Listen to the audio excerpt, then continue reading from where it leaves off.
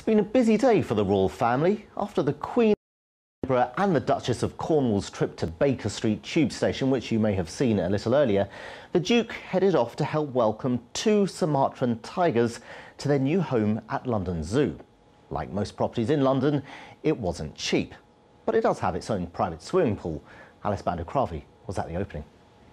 Meet JJ. He's 5 and originally from Sumatra in Indonesia. But this tiger is an endangered species and was born in captivity. So this is his new home, a £3.6 million state-of-the-art tiger enclosure at London Zoo, complete with heated rocks and a swimming pool.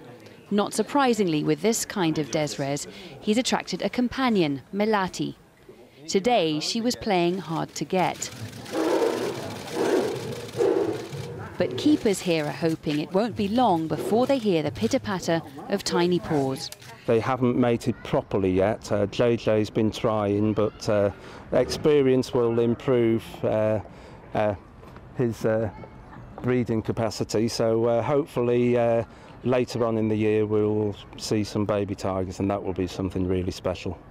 And that's because this is most definitely what London Zoo considers a survival plan for the Sumatran tiger. Genetically, they are the 2 best matched, most important matched tigers anywhere on the globe in zoos. These guys and their babies, it's unlikely they'll ever go back into the wild, but we have to have them as an insurance for the future.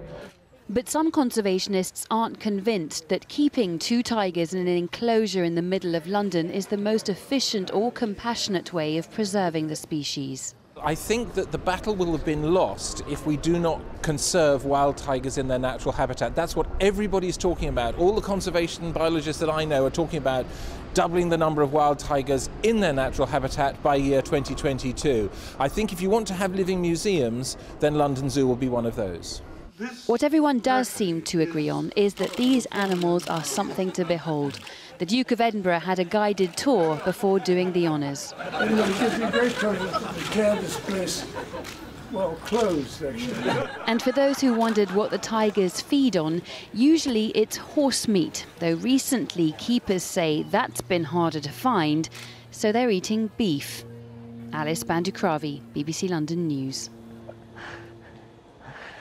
Right, they'll be happy there, I'm sure.